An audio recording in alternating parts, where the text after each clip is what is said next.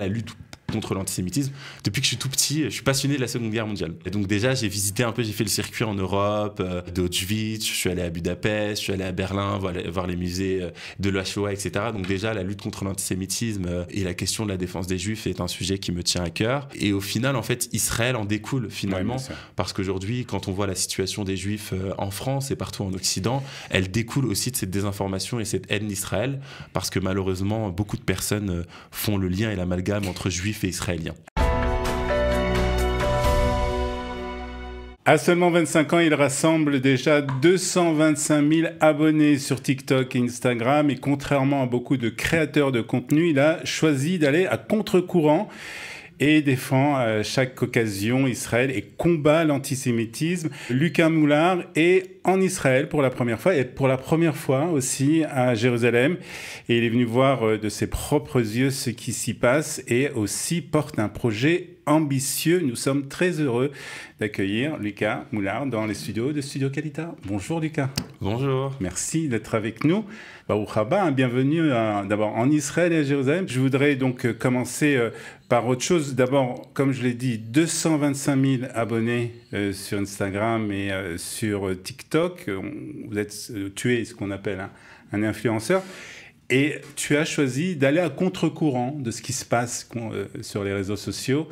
Et tu as choisi de défendre Israël et de lutter contre l'antisémitisme. Pourquoi ce choix ? Moi, à la base, je parle de politique et d'actualité. Pas forcément, je ne traite pas du sujet d'Israël particulièrement. Après, c'est vrai qu'après le 7 octobre et l'intervention du gouvernement israélien dans la bande de Gaza pour sauver les otages, forcément, ça a été un sujet d'actualité houleux, en fait. Donc, j'ai voulu prendre la parole sur ce sujet-là, mais comme n'importe quel autre sujet d'actualité.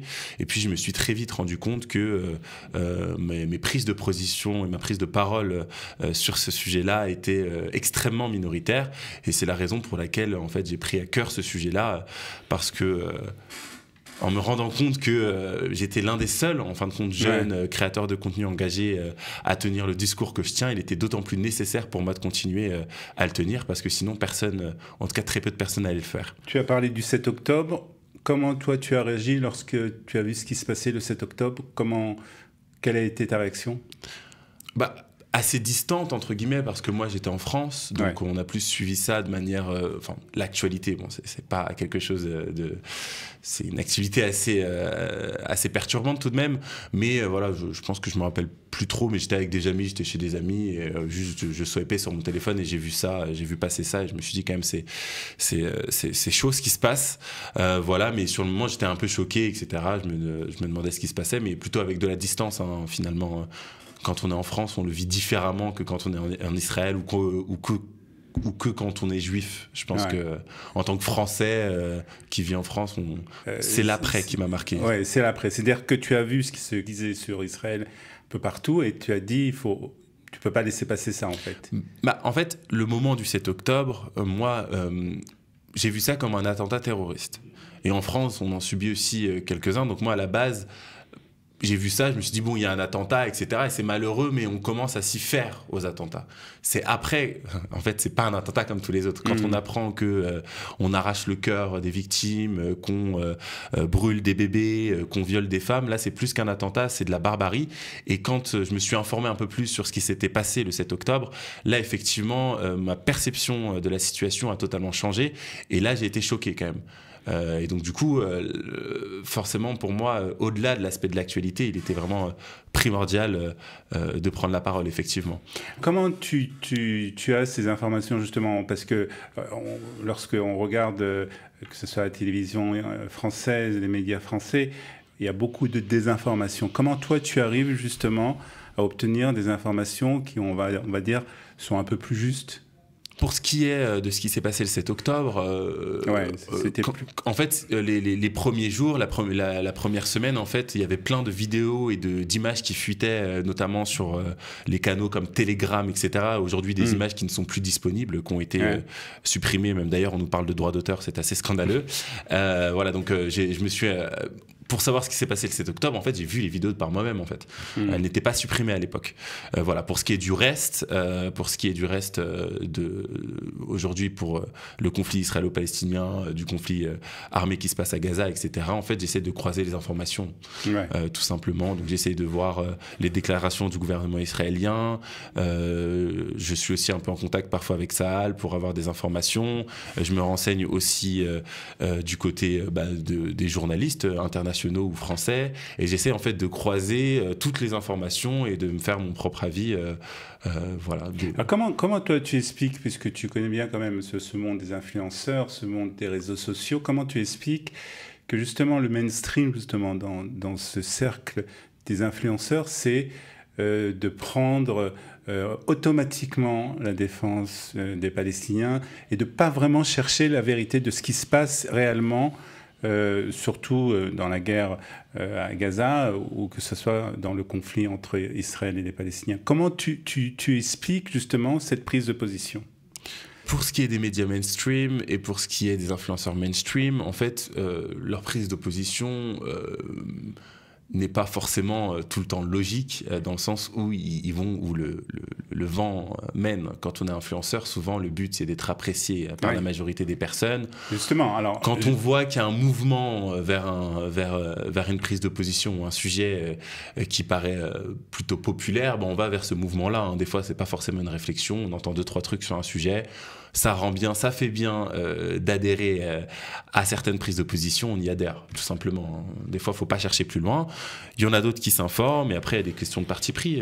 Alors justement, toi, tu aurais pu prendre aussi cette position d'aller comme le troupeau, comme on dit, derrière ce troupeau, et de suivre un peu ce qui se dit. Mais quand même, tu t'es forgé quand même une autre position. Alors, d'où vient cette sensibilité ? Est-ce que c'est toujours intéressant, j'essaie toujours de chercher pourquoi et on a cette sensibilité, puisqu'il faut dire que tu n'es pas de la communauté juive. Non, absolument pas. Que tu es loin, tu n'as pas été élevé dans un milieu particulièrement pro-israélien. Non, ma famille s'en fout complètement.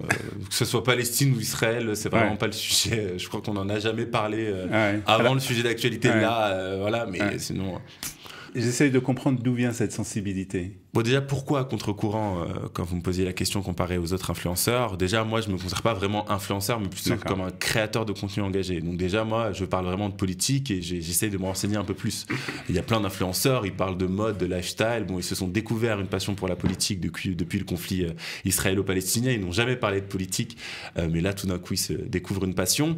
Et donc, du coup, en parlant de politique, déjà, on est amené à être un peu plus mal aimé parfois pour des prises de position, et donc pour moi c'est moins difficile, on va dire, d'avoir des positions qui sont à contre-courant, parce qu'en parlant de politique régulièrement sur les réseaux sociaux, ça peut m'arriver. Donc voilà, moi c'est dans un contexte qui est assez différent comparé à d'autres influenceurs ou créateurs de contenu qui sont pas forcément amenés à parler de politique de manière récurrente.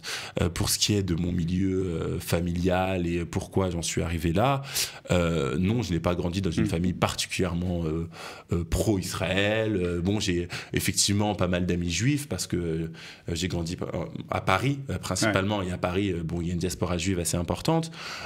Donc voilà, j'ai une proximité, j'ai déjà fait des shabbats, etc. Voilà. C'est juste une position. Moi, la lutte contre l'antisémitisme, depuis que je suis tout petit, je suis passionné de la Seconde Guerre mondiale. D'accord. Donc déjà, j'ai visité un peu, j'ai fait le circuit en Europe, d'Auschwitz, je suis allé à Budapest, je suis allé à Berlin voir les musées de la Shoah, etc. Donc déjà, la lutte contre l'antisémitisme et la question de la défense des Juifs est un sujet qui me tient à cœur. Et en final, c'est quelque chose qui t'a marqué. Voilà, c'est quelque chose qui m'a marqué. Et au final, en fait, Israël en découle finalement, parce qu'aujourd'hui, quand on voit la situation des Juifs en France et partout en Occident, elle découle aussi de cette désinformation et cette haine d'Israël, parce que malheureusement, beaucoup de personnes font le lien et l'amalgame entre Juifs et Israéliens. Alors c'est très bien que tu parles de ça, puisque justement, je voulais aussi qu'on parle, puisque tu es ce qu'on appelle tu crées du contenu justement plus politique, entre guillemets. Je voudrais qu'on parle un peu de la situation politique en France, puisque ça aussi c'est quelque chose que tu connais bien, et plus particulièrement de la situation de l'antisémitisme. Et la question qu'on se pose ici en Israël, on a vu aussi des échanges un peu musclés entre Emmanuel Macron et Benjamin Netanyahou à ce sujet. Est-ce que tu as l'impression aujourd'hui que les Juifs en France sont en danger ? C'est pas une impression, c'est une réalité. Enfin, en tout cas, si on se fie aux chiffres, clairement, d'après le ministère de l'Intérieur, il y a quand même une augmentation des actes antisémites. C'est aux alentours des 200%, si je dis pas de bêtises. Bon, je veux pas sortir de chiffres à la volée, mais bon, il y a une explosion qui est énorme, clairement, faut le dire.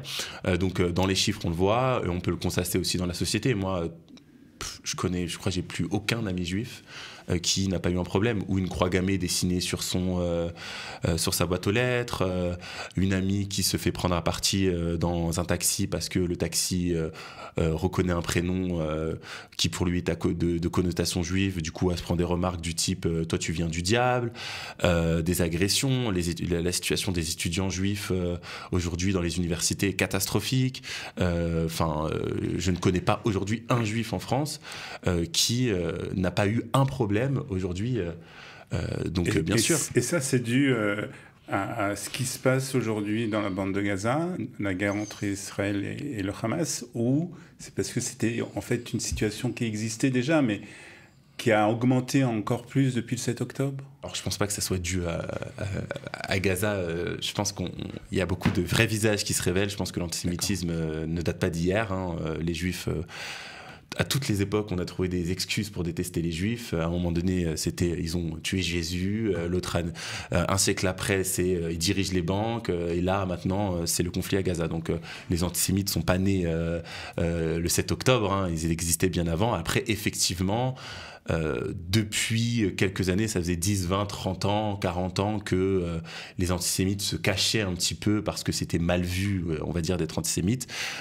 Là, la situation du conflit à Gaza, on va dire, a libéré un peu toute cette vague et bien sûr a exacerbé un peu la situation parce que les gens n'arrivent pas à faire la différence, encore une fois, entre un gouvernement, un conflit armé et les Juifs. Enfin, un Juif de 15 ans qui se fait agresser dans la rue. J'ai la petite sœur d'une amie qui par exemple, s'est fait arracher son étoile de David dans le métro et claquer. Elle a 13 ans. Je vois pas en quoi elle est responsable de ce qui se passe à Gaza. Et tu penses que les prises de position du président de la République, Emmanuel Macron, alimentent justement cet antisémitisme ? Les prises de position du président, déjà, quelles sont ses prises de position ? Parce qu'un jour il dit A, un jour il dit B, un jour il dit C, donc c'est un peu compliqué de savoir ce qu'il pense. La reconnaissance de l'État de Palestine va se faire vraisemblablement... Dans quelques jours, au début du mois de septembre. Moi, je ne pense pas que ça soit vraiment ces prises de position politiques ou géopolitiques qui exacerbent l'antisémitisme, même si parfois, effectivement, ça peut être le cas, notamment la reconnaissance d'un État palestinien dans cette situation actuelle. Je pense que ça peut être une bonne chose, mais aujourd'hui, ça serait plus une validation des actes terroristes qu'autre chose. C'est surtout, je pense, le manque de fermeté face aux actes antisémites. Et aujourd'hui, en France, on a l'impression qu'on peut faire tout et n'importe quoi. Je discutais avec des jeunes là qui sont pour la première fois en Israël pendant 10 jours en Israël, des jeunes juifs français. Je discutais avec eux et je discutais avec un étudiant qui m'expliquait qu'un de ses professeurs avait tenu des propos nazis ou avait fait un geste nazi, etc. Le professeur a été suspendu à l'université, il est revenu. Normalement, il devrait être viré, en fait. Voilà.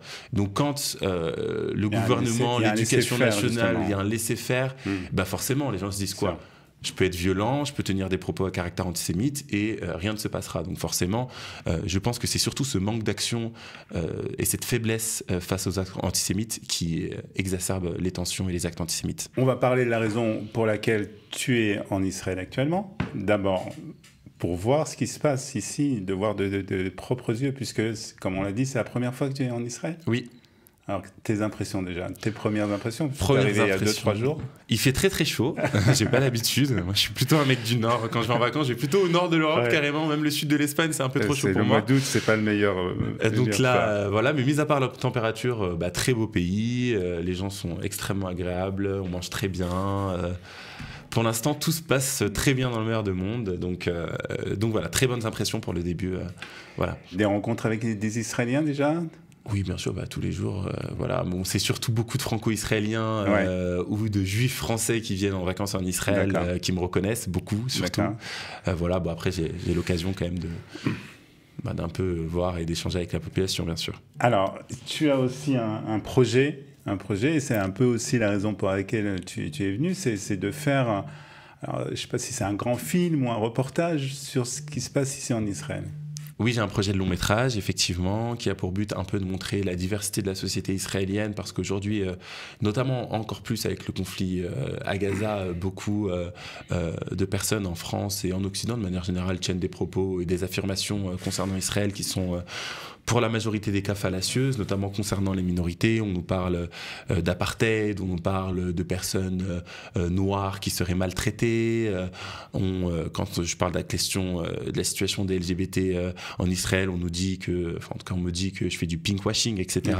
Donc je suis vraiment venu ici pour essayer de voir quelle est la réalité, quelle est la situation des minorités en Israël, comment aussi vit la population civile, le conflit armé, les mamades, les abris, etc.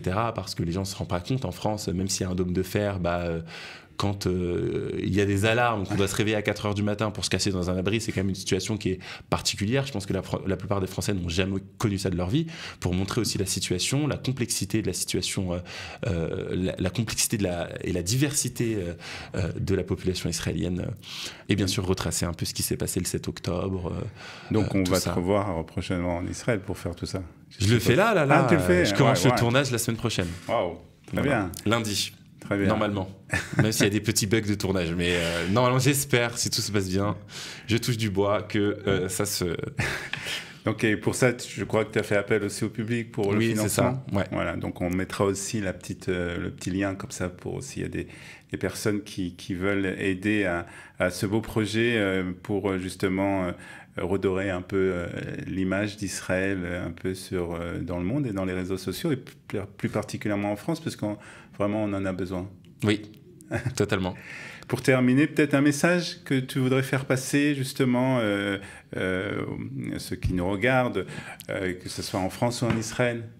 Aux Israéliens, au peuple juif d'Israël et de France, sachez qu'il y a des non-juifs, des Français et même ailleurs, partout dans le monde, des gens qui vous comprennent, qui vous soutiennent. Vous n'êtes pas seul. Même si la situation est difficile, sachez que vous n'êtes pas tout seul et qu'il y aura toujours des personnes pour vous défendre. Et on en a besoin de beaucoup comme ça, en tout cas, Lucas. En tout cas, merci de ce travail, de ce beau travail que vous faites pour Israël, pour le peuple juif. Et continuez surtout. Merci. Merci d'être venu nous voir.